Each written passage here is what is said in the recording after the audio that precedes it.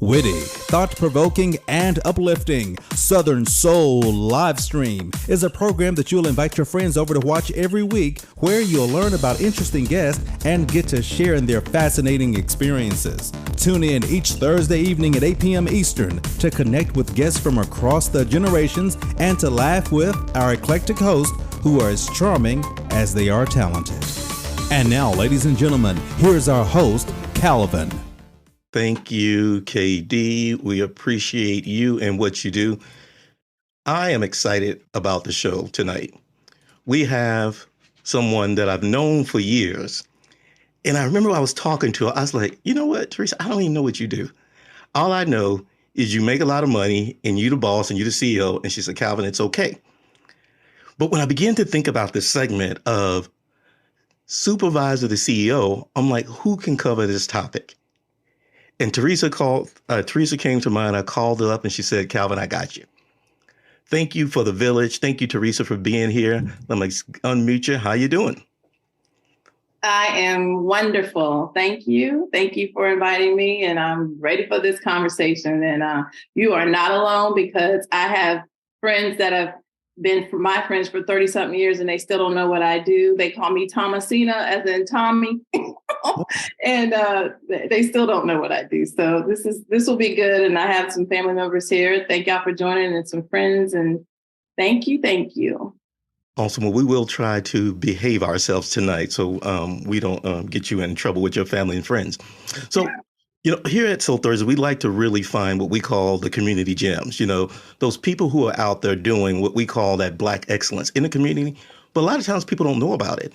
So when I really thought about this topic, right, CEO, Supervisor CEO, I thought about Theresa. And Theresa, what I want to do is just get started and help us get to know you.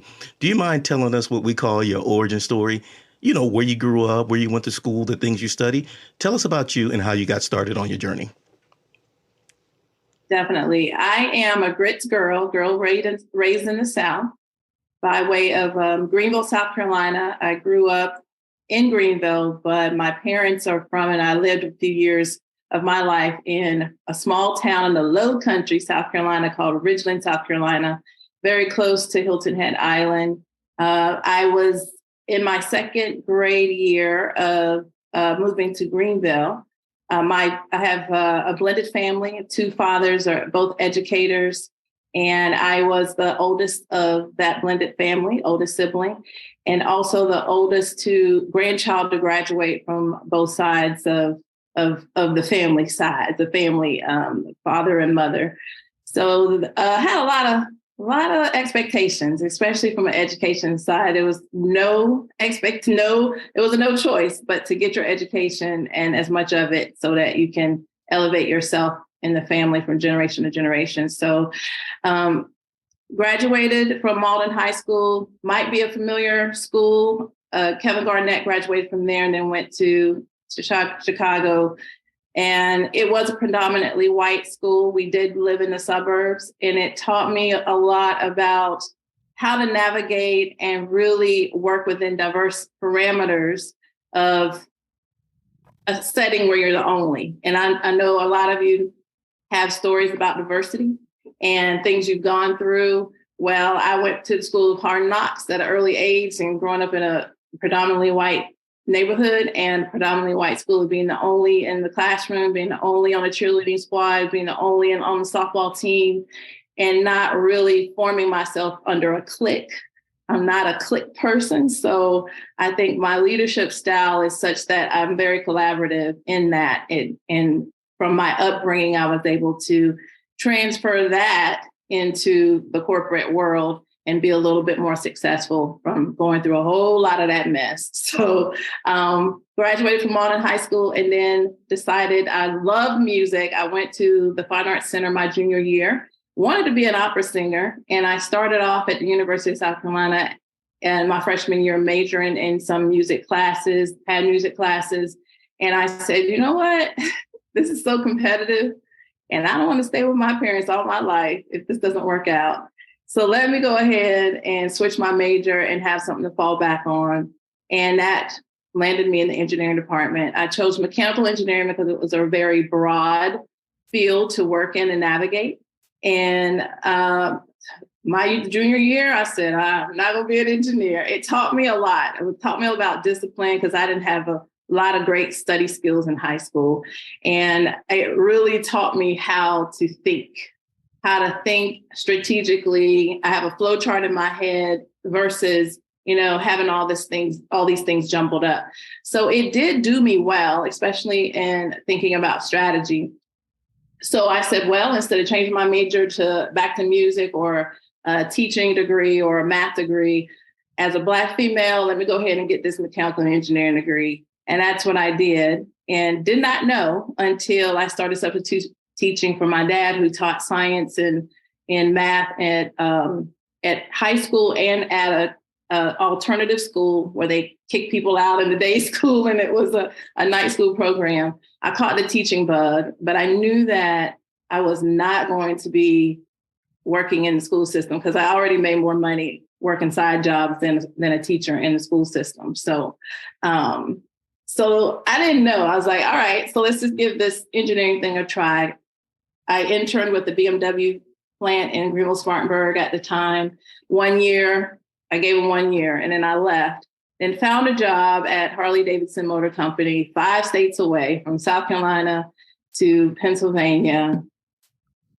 Didn't know anybody. And I had so much against me living there because I was the first African-American supervisor they ever had, and African-American female supervisor they ever had.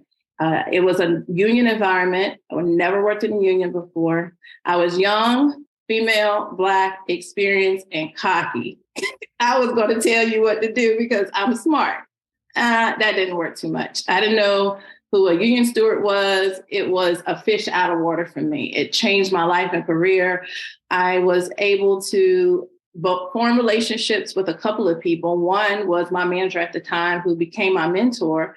Didn't know that he would be my mentor until he started giving me little extra things to do. At first, I thought he was singling me out because, I'm the little Black girl.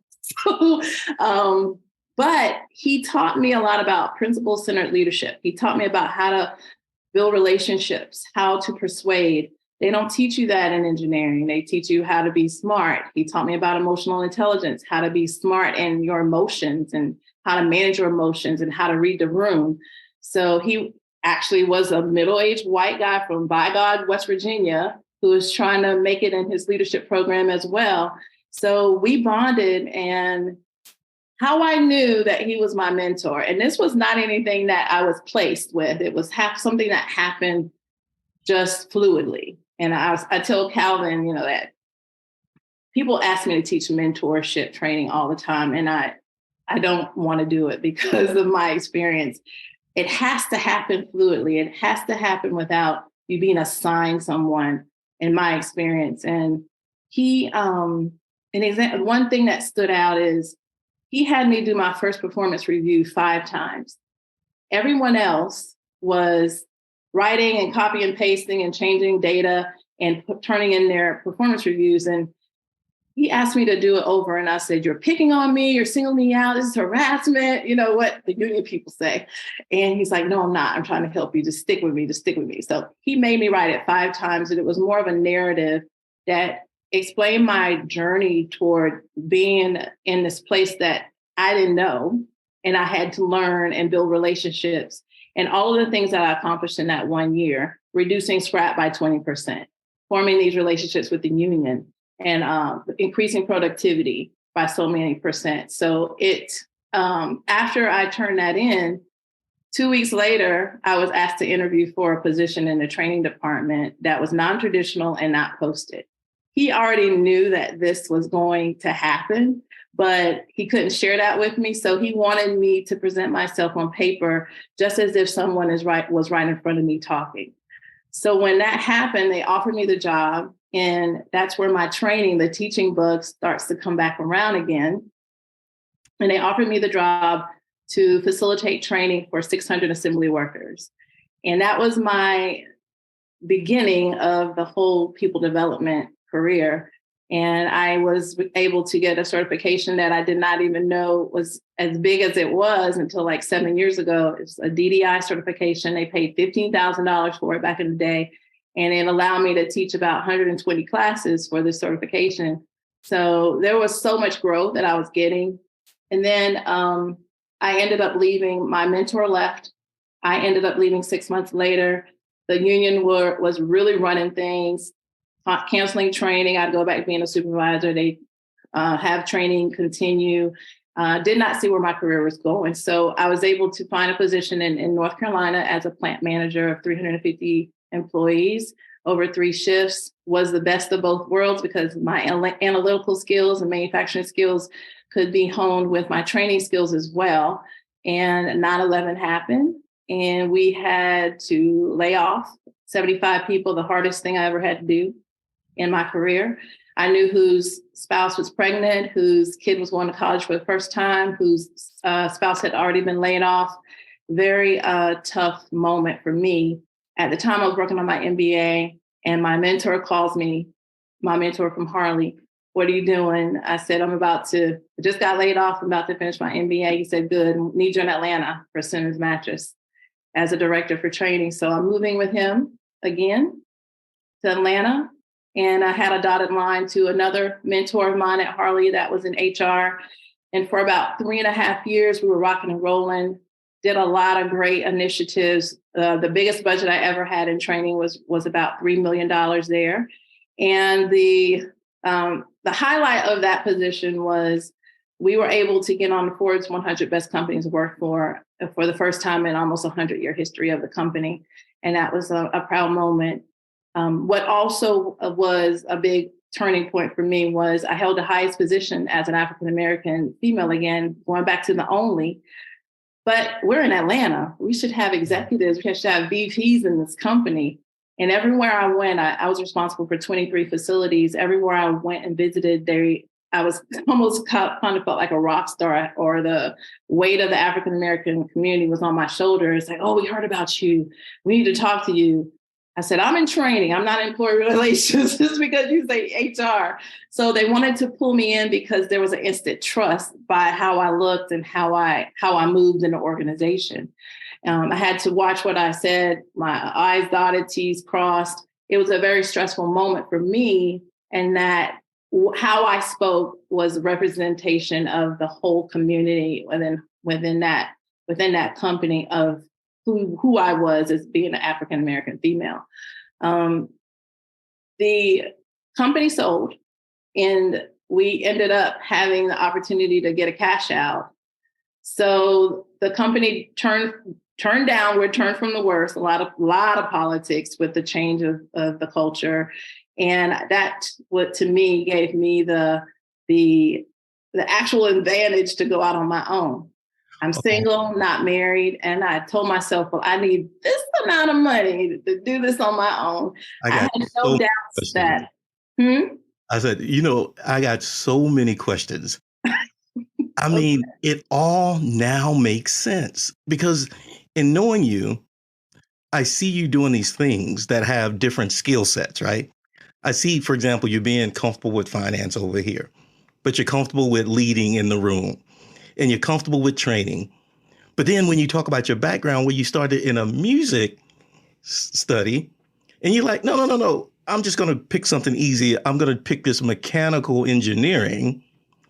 And then you kind of, find what I don't know what to call it, fortune, where all of these things begin to kind of, come together for you. But what I love about your story is you've been extremely successful. You've been opportunity after opportunity, but at the same time, I think something's going to change, right? There's a feeling of maybe you keep doing this or maybe you do something different. Tell us what happens next, because I'm thinking, you could stay in corporate for the rest of your life, be successful, be promoted, but something else was going on. Tell us about that. Right. Each year, each position I had, Harley going from a supervisor to a trainer in assembly, that was within 10 months. I was losing focus because I was not given a lot of challenge for that position. Moving on, was promoted within 11 months of the next company, got bored. I achieved everything I needed to, actually exceeded everything I needed to. And I was growing outside of the company too fast for the company to keep up with. And I was bored. I was not feeling challenged. There was one time that I did convince the company, one of the companies, to actually give me a position that I said that was greatly needed. And that lasted maybe about 6 months, and I achieved that. So I felt I always needed to do something more, and I didn't want to feel like I was in a box or feel like I was limited. So each position that I held was roughly around 3 to 3.5 years. Mm-hmm. So I was moving from Pennsylvania, North Carolina, now Atlanta. And I had the opportunity to have this cushion financially, because that's always a good thing. I can't go back to mom and daddy. To have that cushion and to do what I wanted to do. So being an entrepreneur or having multiple eggs in my baskets, multiple companies to work with, multiple clients, was a dream come true. And gradually I built that. And my mentor became the CEO of a company. And I was able to be a client for him. That started off my career as a CEO of my company about 19 years ago.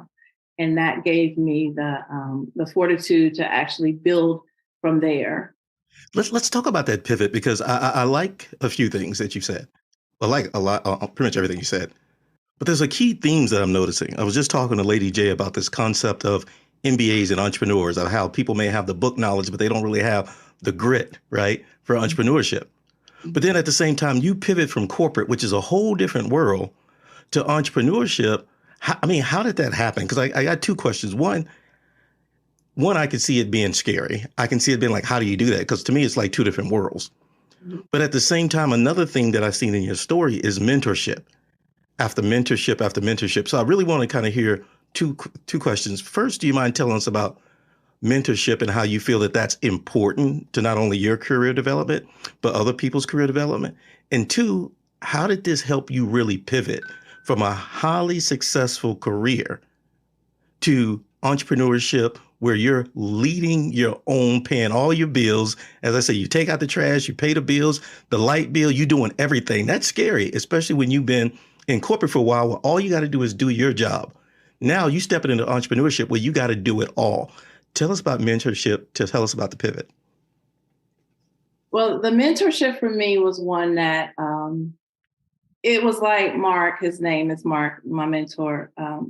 He was strategically planning for my development without me knowing about it. And gave you the example of me becoming a trainer and him grooming me with this performance review. There were other things he was doing in the background. Like, he knew when he became the CEO that I was going to be a client of his. I didn't know it at the time, but he knew it.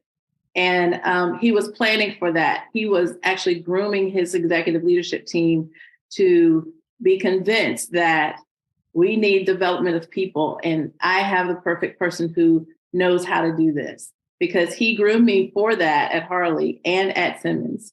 And I knew what he wanted, and he knew what I wanted. But from a diversity standpoint too, he knew what I could do and say that he couldn't, and vice versa.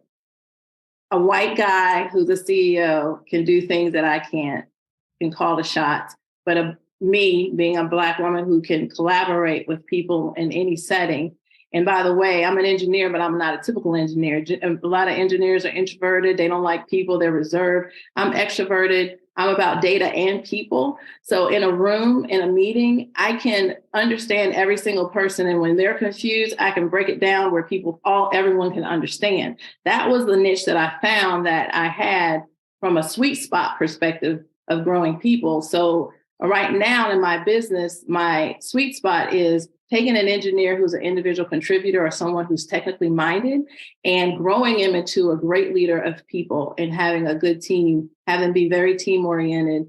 And because I had to go through that, and I know the gaps that need to be filled to get you there. So with that whole entrepreneur thing, it kind of happened gradually. I learned a lot. I had to go back to corporate America once. Okay. That I was in 2007. when the housing market took a nosedive and a lot of layoffs were happening. I had to decide to either invest in sales or go back into corporate America for a few years. But my aha moment there is you cannot act as if you're in corporate and running your own business. You have 3 roles: doing the business itself, being the visionary of the business, and managing the business.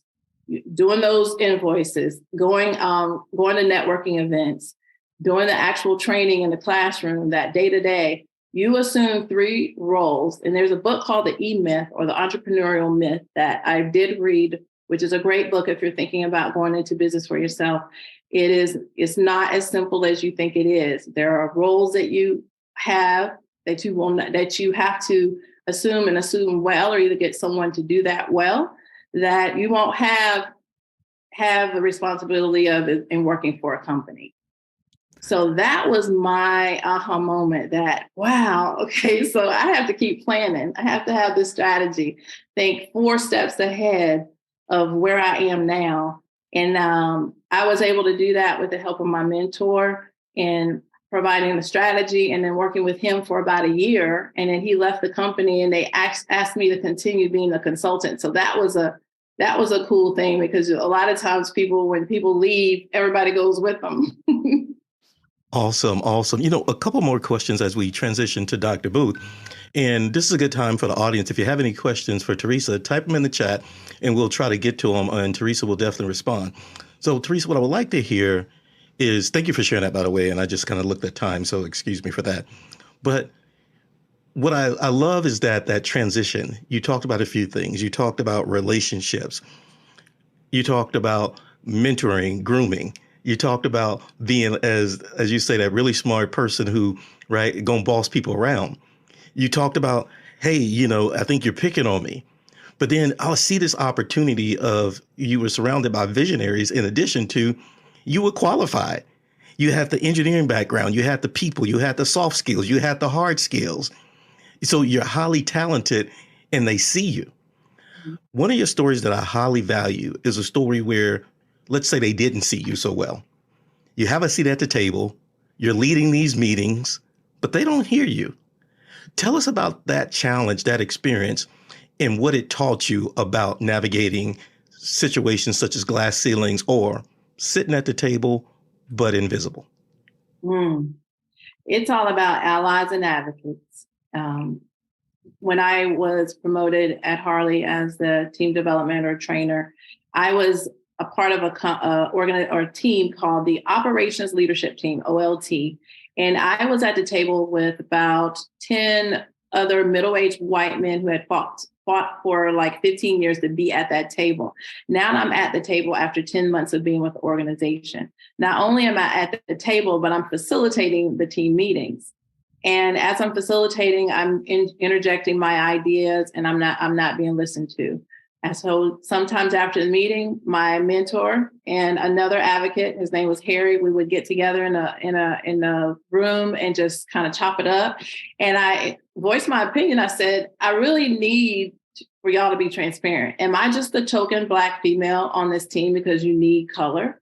Or what am I? Am I going to be an asset to you? Tell me, and I will play the part until I get bored and move on. So we had a very transparent come to Jesus meeting, and they were shocked. And why do you feel this way? Because this, and this. And so I said, I want you to really observe the next meeting. They observed the next meeting. I said, okay, there might be some things here and there. I said, well, did you remember what I brought up as an idea? They said, vaguely. I said, Harry, I want you to bring up the same idea the next meeting and see what happens. He brought up the same idea, and it was the best thing since sliced bread. So after the meeting, they said, okay, we see now. We see that there's some issues here. I was able to then go to this training in Atlanta, because I was in Pennsylvania at the time. It was called African Supervisory Skills for African American Professionals. And at the time, Coca-Cola was going through a lot of diversity issues. A lot of the managers were in my class. It was what was it called? AMA, I think AMA class for a week. And it made me feel like I was not alone, that a lot of people were going through this and I was not crazy. I took the information and I went back and met with Harry and my mentor, and we came up with a plan on how they were going to be advocates and allies for me going forward. And it taught my mentor a lot about what's in my world, because he only has his lens. I needed him to understand my lens. And ever since then, he has become an ally and a real true advocate for me. As a white male, that's very important for him to have been educated at 28 years ago from that. So that is what I continue to do, is teach people that difference matters. And if we focus on the people, the numbers are going to come, but you have to focus on all people. Mm-hmm. Mm-hmm. Tell us about this as we wrap up. Tell us about your company, what you do, because I know you have various service offerings, and how they can find you. There's also a question in the book about the book you mentioned, and the 3 things that you have to do, because I just want to get you to repeat that for the recording. But tell us about your company, how we can support you, how we can follow you, and if you don't mind, remind us about that book you mentioned. Awesome. So my company is Cummings Consulting and Management, LLC. We are operated in Alpharetta, Georgia.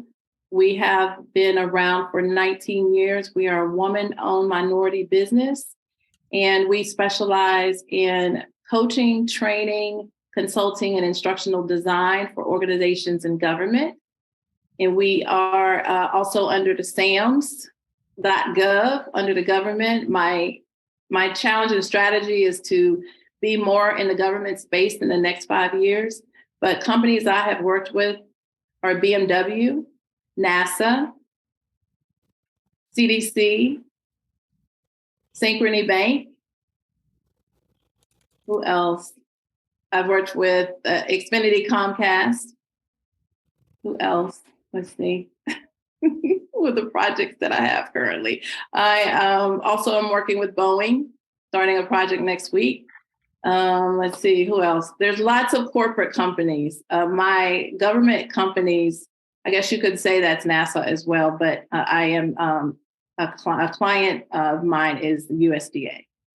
Awesome. Well, thank you, Theresa, for hanging out with us. I shared your website in the chat. That's Cummings, CUMMINGS.com.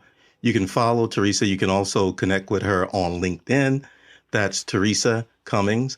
And any last words, anything you want to share with us before we transition to Dr. Booth? No, just continue to grow. If you have any questions, I will put my email in the chat and we can go from there. Thank you for your time. Awesome. I love it. I love mentoring. I love playing it forward. I love the story. One of the things that I've heard recently is the nuance of how it can be hard for people, definitely women, to find those mentors. The people who actually are sincere in supporting them navigate these hurdles.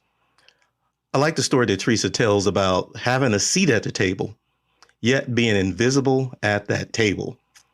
And I like how she began to build relationships to help her navigate her career pivot from supervisor to CEO.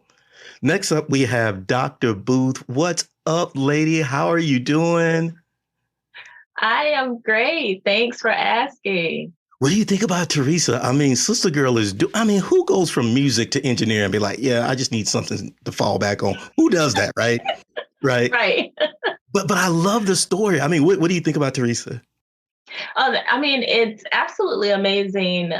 Especially, I love the part about the mentor, because it shows that you just never know who can be that person for you. Because sometimes they're like, well, if they look like me and they sound like me, then that must be my person.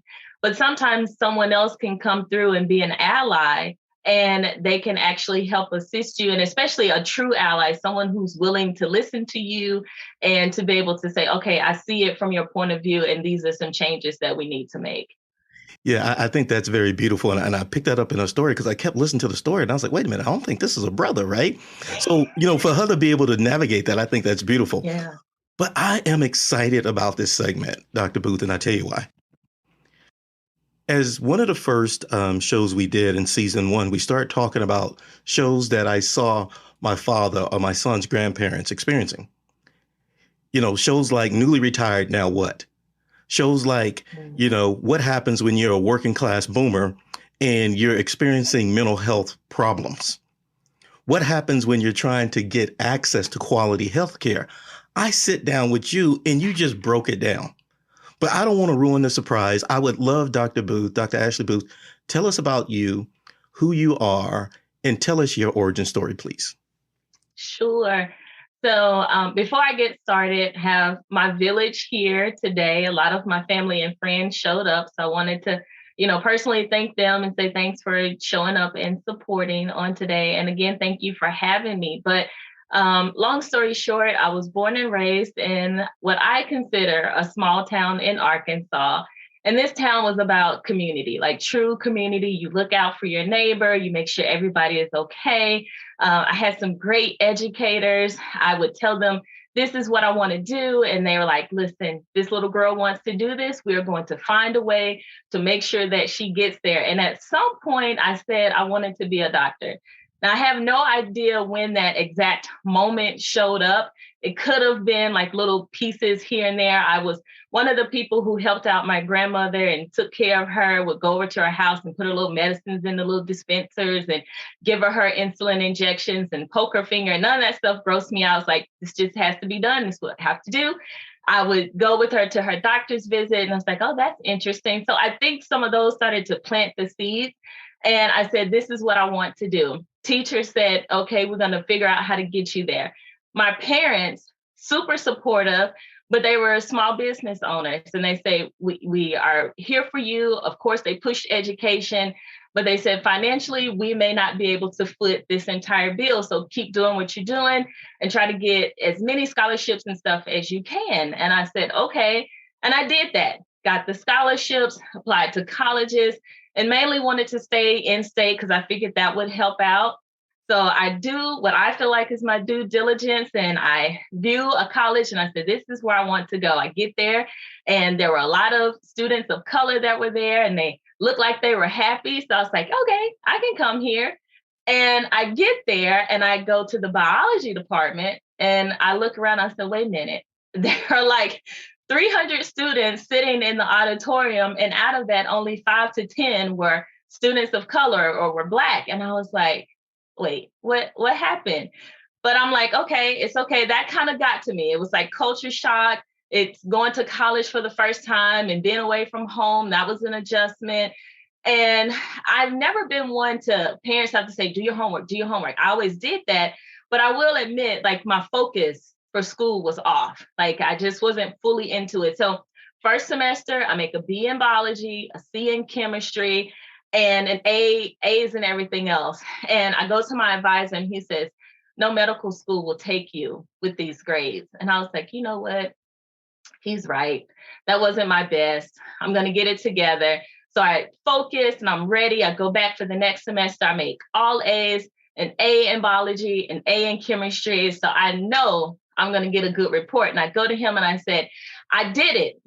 I'm ready. And he says, that is very good, but no school will take you. And I was like, what? Like, I did all of this and they still, like, for a B and a C. My thing is, my educators had been my guide all this time. So I'm thinking he knows. I've heard medical school is hard and it's tough. So I know that he must be telling the truth. I had no one else to go to. I had no one to help me navigate this. So I'm thinking that he's telling the truth. And then he says, why don't you go to the business department? Well, first of all, I'm thinking business, like, that doesn't even make sense. I'm not even really in the business mindset right now.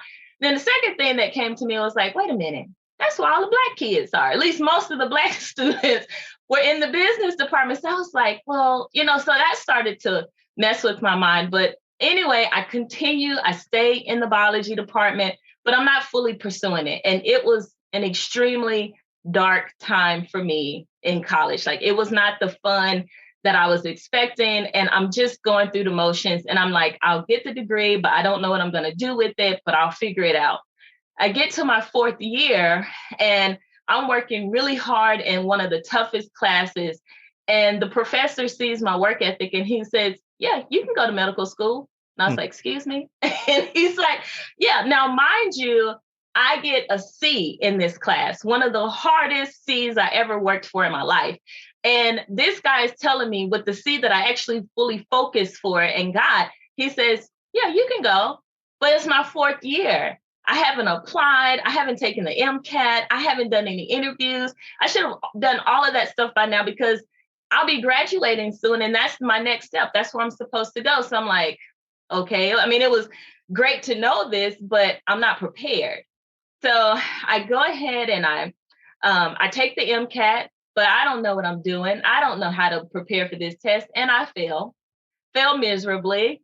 And I'm like, okay, now what I do? Well, I get married and I moved to Georgia, but my mom tells me, and she's whispering in my ear, don't forget the dream. Don't forget the goal. Don't forget what you are supposed to do. So I'm like, okay, move to Georgia. I find out about a program at Hampton University in Hampton, Virginia. They say you'll get a master's degree, but they will also prepare you for medical school. I was like, oh, this sounds awesome. And it did. It was a magical time, met some great, wonderful people that I'm still friends with to today. But like they also gave me a solid education. I was a lot more confident. I was like, I am ready. I can do this. So I'm confident. Applied to medical schools. There was a medical school right back in my town. So my husband and I don't have to do this long distance anymore because he was still in Georgia while I was in Virginia. So we don't have to do this long distance anymore. I can go to school like within 5 minutes from my home. This is perfect, right?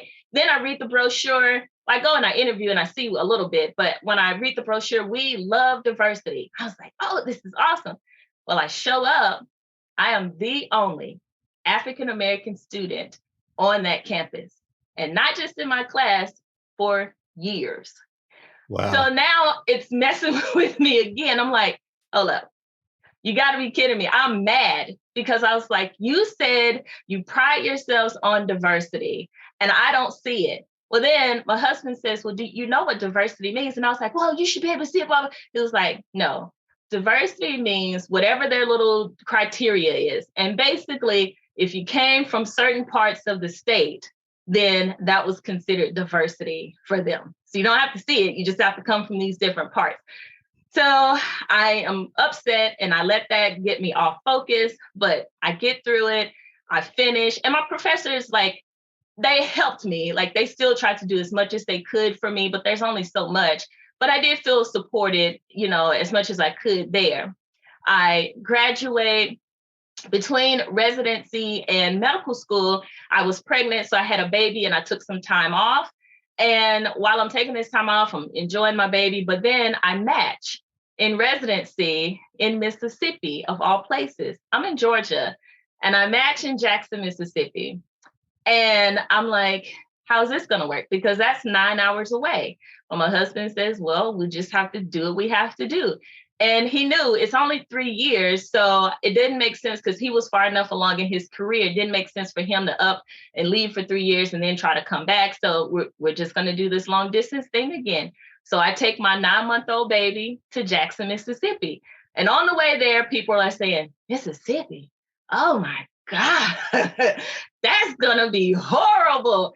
They're going to be so racist and it's going to be backwards and da. So I'm like, oh my God, I don't know how this is going to work. But I was like, girl, you got to do what you got to do. Just go on down there and figure it out. So I get there. Soon as I get to Mississippi, like I feel welcomed. Like there was like a welcoming energy there. I get into my orientation and I see all of these students and residents of color. Then I go into different departments and I see all of these attendings that are of color or they're Black. And I'm like, oh my gosh, like I didn't even see this in my medical school career. So I was like super excited. I'm like, hey girl, what's your name? And I know a lot of these people thought I was crazy because I'm just going up to them because like I didn't see any of me when I was in med school. So like I would go up, girl, what's your name? Okay, I'm gonna add you to my phone. I'm trying to get a little group together and stuff. And so I know they thought I was crazy, but I absolutely loved Mississippi. The people were great. Still have some great friends and supporters that are there. Got a great education and training. And with that training, that first year, they allow you a whole hour with a patient. I was like, oh my gosh, this is so great. I get you to sit down, talk to them, we chit chat, figure out what's going on. Then by the time you get to the third year, they say, okay, you need to see about 4 patients an hour because we need to get you prepared for the real world. And I'm starting to feel it. And I was like, I'm uncomfortable with this. I feel rushed. I'm rushing into the room. I'm rushing out of the room. My patients feel like I'm rushed. And then they always, at the end, sometimes give you that, oh, by the way. And I'm like, by the way, what? I like and they was that. like, I'm having chest pain. So then I have to address that. And so that's when it started with the whole burnout. Go ahead, Calvin. Well, I like that statement because I know, as you mentioned before, it's like you start with the hour, then they cut you down to 30 minutes or 15 minutes, right? 15 minutes real world. And the way you described it before, you like patients tend to wait to the last minute to tell you what's really going on with them. So the significance is that you rush and they got you on a 15-minute schedule and somebody says, hey, but continue, because I love this moment because it's a transformative moment. Yeah, because in that moment, that minute is usually that most important minute of the meeting. You could talk to them about everything in the beginning, but that last one is the, oh, by the way, I've been having chest pain. Well, you can't disregard chest pain, okay? Because what is it? Is it heartburn? Or are you having a heart attack? Is your heart having issues? Like there's a whole lot of differentials that go there. So I have to spend time with that. But then that also now puts me behind, and then I have to go to the next person. I have to say, oh, I'm so sorry. And then I have to catch up and stuff. So it caused me to feel this weight. And I said, if this is the way that medicine is going to be, I don't know if I'm going to be able to continue this. Now, I fought to get to this point, but then I'm like, this is what I get. So I'm a little conflicted, but I was like, girl, you got to figure it out. So I finished residency, moved back to Georgia, and I get a position in a clinic because I always wanted to do outpatient medicine, which is basically in a clinic. I get to the clinic, and it is a new clinic in our area. It's a new company, so they're trying to establish themselves. Well, then because of that, it worked great for me because I get a chance to see 1 patient an hour because we weren't busy. So now I'm like, oh, I get a chance to go back to the chit chat and stuff again. Enjoyed it, got a chance to know my patients. And they start to know me really well, but it was short-lived because this company was not able to get off the ground because they told me, once we get off the ground, your expectation is 20 patients a day, at least. So I always felt that in the back. I was like, this is not going to be forever. Like, this is just short-term and you're going to have to, it's going to speed up. But it didn't get off the ground. And I was like, okay, that's fine. What else are you going to do? Well, then I interviewed at areas around town and I said, well, what is your expectation for me? And they said 15, at least 20 patients a day. And I said, well, 20 patients a day, how about I do like 15? And they're like, no. I said, I'm willing to take a pay cut and I'll just see 15. That way I have more time with my patients, blah, blah, blah. They're like, no, you need to see at least 20. And my spirit and soul just started to die. And I was like, I cannot do this and do this well and be well enough for my patients. And, I have enough to give to them and serve them well. So then that's when I said, well, you got to do it on your own. And I started my own medical practice and it's called Healing Beyond the Stethoscope Primary Care. And I named it that because I believe that care extends beyond the stethoscope. Like I look at all of my patients.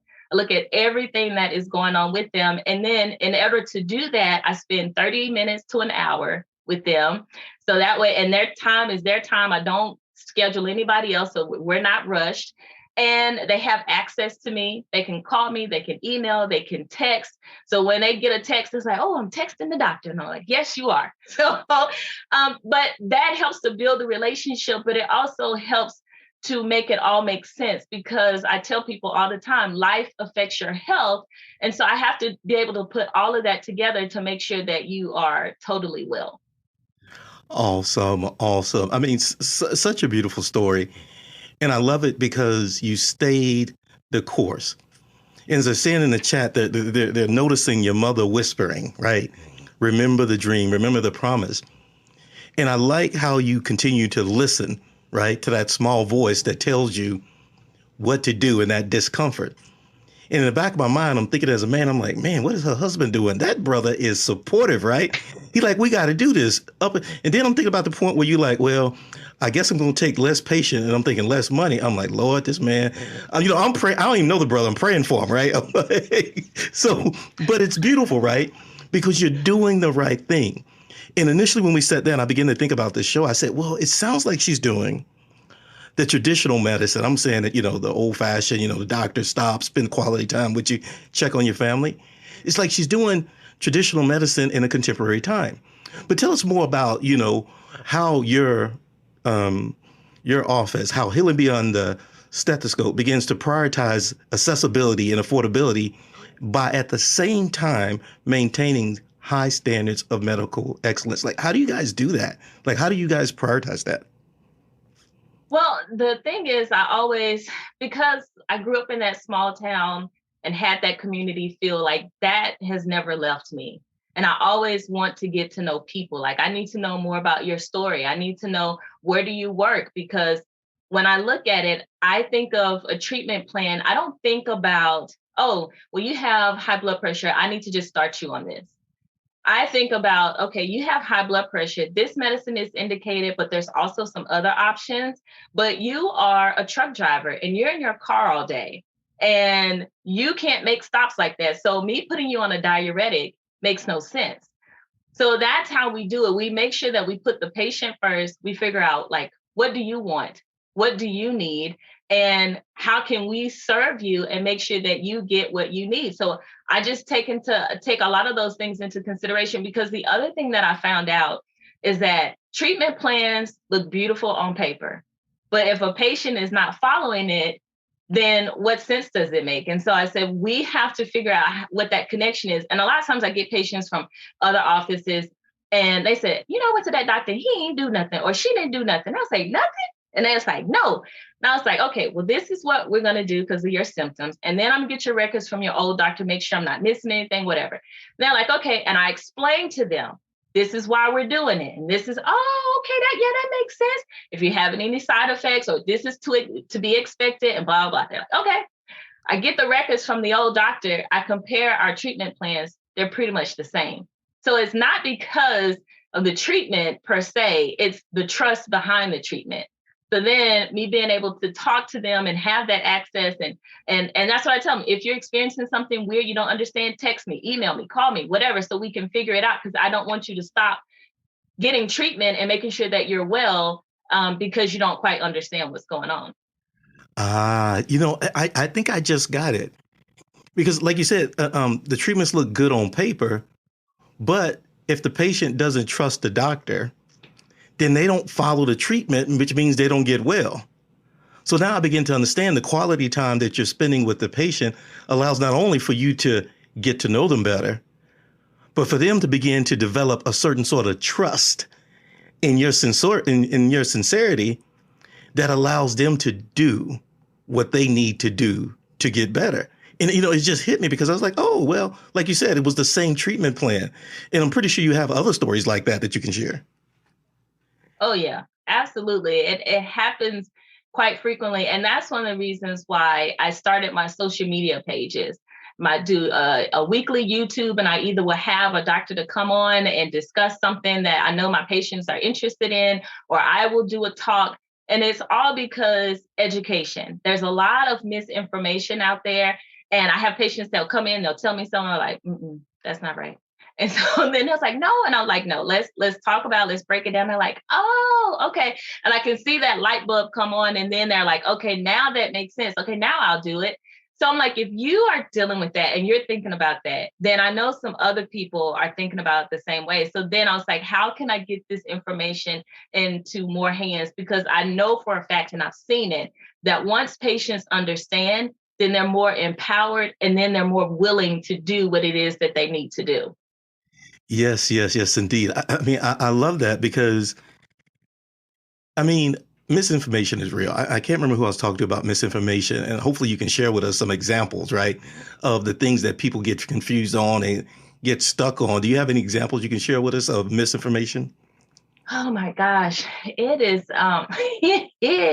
There was one, I don't want to get too graphic, but I know one of the doctors who joined me on one of my lives, and she's on here today. And we talked about birth control. And so she and I were talking about some of the misconceptions and like the pull and pray method. And so a lot of people feel like, oh, well, I'm fine, or I'll just do my calendar, I'll just do this. And it's like, let's talk about like really what's going to happen. Because we have quite a few adults who say, well, I'll just do that. Or they say, I don't want any children. But then you say, are you using protection? And I say, So it was like, well, then you want children. No, I don't want any more kids. I had a gentleman that came in my office just the other day. He talked about financially how he was stressed out because he has 2 children that are around the same age. And he was like, and I'm really trying to provide for them. And I said, well, do you want any more? Like right now, today? And he said, no, but I need my STD screening because I don't wear a condom. And I was like, okay, we got to have a conversation, because if you are not protecting yourself, you can have babies, and you've proven that at least twice that you can do that. Oh yeah, Dr. Rhonda Maddox. I thank you for giving a shout out to Dr. Rhonda. Dr. Rhonda is awesome. She was on the show recently, and I can only imagine the two of you getting together having a very, very candid conversation about these nuances. I love it. I really love it. Tell us this. What's next for you guys, at Beyond Health, Healing Beyond the Stethoscope? It seems like you're building your social media platform. You're making sure that you use opportunities to educate, to address stigmas. What's next for you guys at Healing Beyond the Stethoscope? Sure. Now, Dr. Rhonda is on, but the person that I actually would cut up with too is Dr. Jalene Sims. So she's on, and that's the person that did the birth control talk with me. But what's next for Healing Beyond the Stethoscope and just for Dr. Ashlie Booth in general is just continuing to put out more information so that patients are well informed, so that they are healthier and they are able to get better. So I really want to make sure that I start to continue to put out more information. So please follow and like and subscribe and share and all that stuff, so that you can get the information that you need. If you know someone that is in our area that is in need of great health care, then we're still accepting new patients. So then patients can still come and join our practice. But that's what's next. Awesome. What I want to do is pivot to questions, because I'm pretty sure the audience has some cool questions for you. And Theresa, if you're still here, also, we can give you an opportunity to kind of fill some questions. But Katie likes to ask the first question, y'all, so I'm going to let her go first. And in the meantime, audience, let's spend some time chatting with Dr. Booth. Awesome story. I want to kind of pause for a second. I got tons of questions, but I think there's so much opportunity here. But Katie, let us know what you're thinking. What questions do you have? I know you're not going to believe this. I don't have a question. I just have such deep admiration for both of the speakers. Oh. I really, really do. The name Healing Beyond, let me make sure I get it right. Healing Beyond the Stethoscope. That just says so much. I want to thank you. I want to thank you for being here tonight. And I honestly hope that we get the opportunity to really promote what it is that she's talking about in terms of real holistic care for our community. So again, many, many thanks. And no question. Awesome. Yeah, when I began to speak to her, I just got excited about, this. Some people know the term, what do they call it? Restorative medicine, right? Where, it's not just, taking the blood pressure pills for the rest of your life. It's really working to get you off the blood pressure, the medicine, to get you to a place where you have a better life. And as she began to talk, I was like, she's doing this restorative medicine in her own way. And it's so beautiful because it's so consistent with her story. So as I begin to think about it, it just gives me chills, right? Because often you hear the other stories. The stories are, well, you can't, and the system's too big or whatever. But she did it, and she's doing it. So I just think that's very, very, very awesome, very beautiful. Let's go to the audience. Let's see what we can get. Some questions from the audience. Let's see if we can get Dr. Sims. One of the things I do wonder is, like, what can we as individuals do, right? As non-doctors, what is it that we can do to really promote people taking care of themselves? How do we do that in a way that doesn't seem preachy or too heavy-handed or, standing on our own soapbox? I always wonder that, right? Because we have information, but I can never figure out, how do I share it with people that I know need it?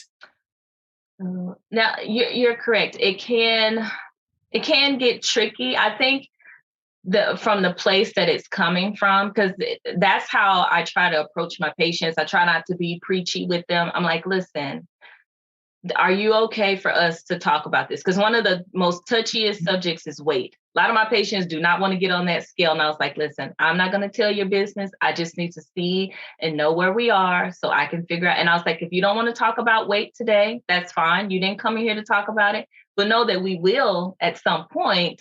But I try to make it a comfortable environment for them first, and then approach it. Hey, are you ready to talk about like patients who smoke? I say, you didn't come in here for your smoking today. I know that you do smoke. I know that it is connected to some of these other health issues that you have. You say you don't want to touch it today. I'm not going to touch it, but just know I'm going to touch it at some point. And they're like, okay, just not today. And I say, okay. And then I'll circle back around to them a little bit later. And that's how I approach it. So I think if you bring it up and say, hey, are you okay with this? And then seeing where they are, because they're not going to accept it unless they're ready. Thank you so much. That helps somebody like me that just like says this stuff, no filter, right? But are you okay with us talking about this? We do have a question from the audience. One person asked, how accurate is the BMI for African Americans? And I love that question. Lord knows, because I'm big boned at y'all. So I'm big boned too. Oh, big bone did. Okay, that's something else we got to talk about. But there is another scale, and it escapes me right now, but they do have one for like ethnicities and stuff, because we do carry our weights in other areas. And so they're trying to say, okay, because it just came out not too long ago and I saw it. And so I will have to, it escapes me now, but they are saying, okay, is the regular BMI that we're using for everyone else, is that totally accurate for like African Americans and other people who carry their weight and stuff? Now, sometimes like if you have a lot of weight in the mid area, then that weight is just, it's not good for you, no matter which BMI scale I put you on. If you're carrying weight in your midsection, then that is where we notice that you're having the issues that fat is depositing there. The fat has issues with like estrogen and all this kind of stuff, and it leads to other issues like diabetes, high blood pressure. So then that's one of the areas you really do want to focus on, whether we're looking at one scale or the other. So it's not baby fat, it's just fat, baby, is what you're telling me. Okay. Yes. Let's see, there's another question. Let's see what Deirdre says. She says, it sounds like things aligned. Well, this is more of an observation. Things aligned for both of your trajectories. Journey has not been that easy. How do I go about succinctly pitching my business and building a client base? She coaches HR consulting, public speaking, and facilitation. Her audience will be membership association churches and synagogues and some corporate. So I think Deirdre has a great question, and Deirdre is awesome. She was on the show a few weeks, but she's like, hey, she's had a different journey, right? She's probably at that place I like to call the messy middle. Any advice we would give Deirdre as she begins to essentially begin to grow and scale her business? You want to go first, Theresa? Yes, you are very similar to me, and I will offer you a 1-hour talk so that we can go deeper into this. And just email me at the email address that I have, because you are also the winner of the whole trivia thing as well. So I'll gift you a 1-hour session to dig deeper into this. Fortunately, thank God, I have not had to market. It's been people who I've known in all the jobs that I've had, people who know what I do, people who are actually referring me to others that I don't even know that they're doing. So having that good circle of people that understand what you do and know what you do, focusing on the audience that you're trying to attract, having Facebook and a marketing strategy on social media platforms that don't really focus on the audience that you're trying to get doesn't do much. But if you focus on distinctly the audience that you're trying to have and build from there, that's helpful too. We talked about mentorship. Go there. Churches, I don't have a lot of knowledge. I know that some churches have big budgets and some don't. So from a monetary perspective, you might be given some, what they call it, some kind donations. So I don't know if that's going to pay your bills. But there might be people within the church that are CEOs and VPs that you can leverage some of that. One of my one of the people that I used to study, his name is Joel Barker. His definition of a leader is a person you'd follow in a place you wouldn't want to go by yourself. He was the one that created the term paradigm shift for corporate America. He didn't create it, but he made it popular. So I was able to meet him. He was like a rock star. And how he got his start was going to nonprofit organizations like United Way. I forgot some other ones that he had, but they were big. And he said, I will train and consult you for free. There's one thing that I need you to do. I need your board of directors to be present. Well, who's on the board of directors? CEOs and top executives of these corporations. And that's how he got his start to work with people like the Googles and the Microsofts and the HPs of the world. So he got his start by giving of himself for free, but making sure that the people that he needed to talk to was in the room. Awesome. I love it. I love it. 5 more minutes with our speaker before we transition to our wrap up. Well, we got K Boogie with his tribute to Prince. In addition to, yes, we're going to finalize the winner for tonight. But I do have a question for the audience. I mean, not for the audience, for the speakers. I happen to know that COVID was a tough time for many businesses. And I remember talking to Theresa around that time, and it was a curveball for many people. Any advice or any lessons learned that you guys gained coming out of COVID, where you maybe adjusted your strategy or adjusted your business? Tell us about, some of those lessons learned from the COVID timeframe for entrepreneurs. Because if I think about it, and I hadn't thought about it until now, that both of you are entrepreneurs in your own way. And it's just kind of cool to see both of you build on the dream based on your passion and your skills. But how did COVID affect that? How did it touch your business? I didn't work for 6 months when COVID came. A lot of my colleagues went back to working 9-to-5 jobs that were consultants. But I have a woman her name is Helen Cummings. She's in the room. She is my mama, and she taught me all about saving. She grew up in the banking industry. My first job, she gave me my first paycheck of my first job at 15. She gave me a check deposit slip, a savings deposit slip, and a tithing envelope, my first paycheck, and said, you got to give to 3 of these entities every single paycheck. If she didn't get me the first paycheck of my whole life, I would have been ruined. She taught me how to save, how to plan for a rainy day, plan A, plan B. So I have at least a year ahead because I know how fickle this industry is. I know how people have gone back to work because they can't hold down their job or their company. So you've got to live not above your means. I live below my means, and I was able to survive for the 6 months, but also I had to shift. Most of my work, 95%, was in person. I was going to consultants' locations. I had to quickly shift to virtual.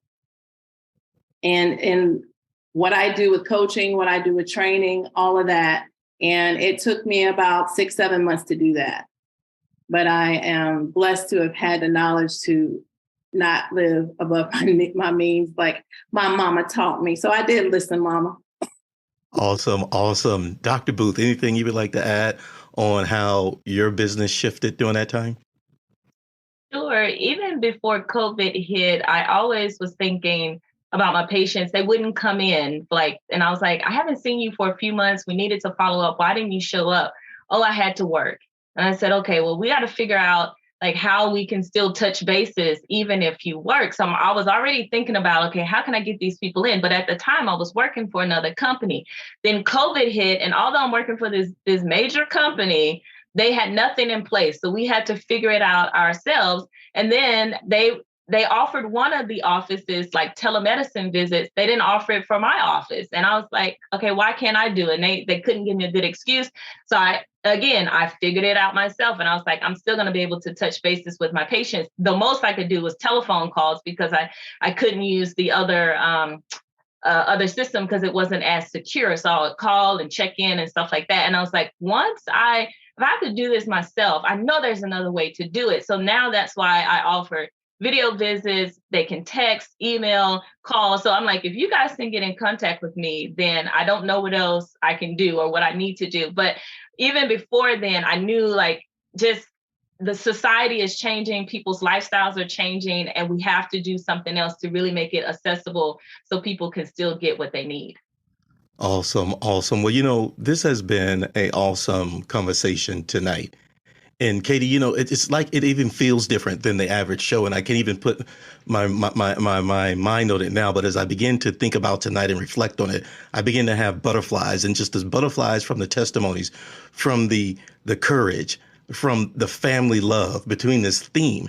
And I just want to thank you, Theresa, for being here tonight and sharing with us your story, your encouragement, your challenges and your fears. And I like the way you communicate, because you begin to talk about, they say fortune favors the prepared, right? And it just seems like there was so many things in place. And for some, it may look like luck or fortune, but I could just see the favor, right?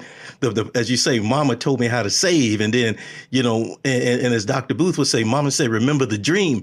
And I begin to see these things that they kind of come away.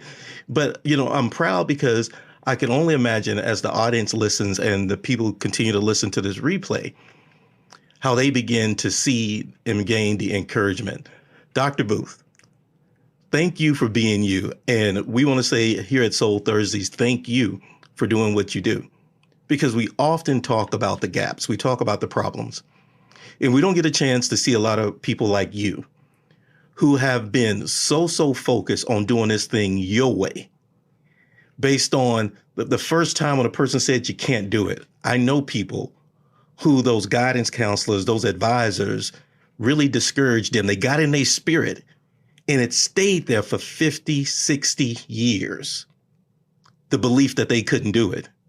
But it's something about you and the way you're made that you persisted. And as you say, that one professor, he saw your hard work ethic. He said something about hard work. I'm a country boy, right? So, I work hard. I'm like, I don't worry about the rest. You said you made a C, but you worked for that C. And I love that, right? Because at the end of the day, we now know as adults, it's like, it's really about the work you put in it, right? And then you go and you get into these programs. And then I love when you get to Mississippi, as I say, Mississippi. And you start hugging Black folks. They're like, what's wrong with her? Like, for real? like, why is she hugging Black folks? I'm sure you made the people nervous, but they still appreciate you nonetheless. So I just want to say thank you for being you. Thank you for sharing your story. We're going to transition to, let's see if I can unmute K Boogie. K Boogie, go ahead and talk to us tonight. Let me see if I can get you set up. I got one of your echoes. I have to turn you off. Echo. Look, both of these women have so much peace. That's the one thing that comes across to me, is that they are just, it just feels like so much peace is just surrounding them, and just so much wisdom coming from them. So I'd like to say thank you again. I'm just happy to be just in your presence virtually. Thank you, women. Yeah, I'm still going to give Theresa a hard time talking about she's an opera singer. Like, well, I was just going to go and be an opera singer, and I just changed my mind, and I decided to be like, who does that, right? And for the family out there, y'all know she's special. Though. Come on, who does that? Who goes from opera to be like, well, I'm just going to be an engineer and do my thing? Nobody. You gotta eat. You said you got to eat. And I like eating. She said, I got to eat. And I think it's something about college. When you get just a little hungry in college, it's just a little bit. You don't need a lot. In that little hungry in college, I think she probably experienced a little of that. But thank you guys for being here tonight. I wanted to let you guys know, as K Boogie comes online, about the next show we got next week. If it's your first time here at Show Thursday, I want to say thank you guys for being here. Everything we do is supported by volunteers like Katie when she comes to work. And but everything we do is through our campaign, the Buy Us a Coffee campaign. And what we say is that if you see on the screen, you have a code, and you can actually, click that code. And I'm going to send you a link also in the chat where you can support what the work we do here. Oh, Tamika is online. Thank you, Tamika. I knew everybody at work tonight. Hey, Tamika. Tamika has just put in the chat how you guys can support the work we do through PayPal, through Buy Us a Cup of Coffee campaign. And what I love about our Buy Us a Cup of Coffee campaign, click on that link and you will see the testimonies. you will see the message that people who donate, they leave behind messages of why they appreciate the work we do here at Soul Thursdays. And y'all, we are so excited about the work we do. We're in the process of applying for our second grant. We got a grant a couple months ago, but we're not stopping there. Next year, that we're planning. In addition to, we will be submitting our next grant coming up pretty soon, because the work we do here is supported by the social proof and the evidence. When you donate that $5, yeah, we bougie, we like Starbucks coffee, right? When you support that $5 and put comments in, that creates what we call social proof. Evidence that we just not here because we look good. We here because we create value. So thank you guys for being here tonight. Any last words, Katie? Thank you. Thank you for joining us at Southern Soul Livestream Talk Show. Join us weekly at soullivestream.com. If you're joining us live, we'll take a quick music break and then come back for a discussion with the audience.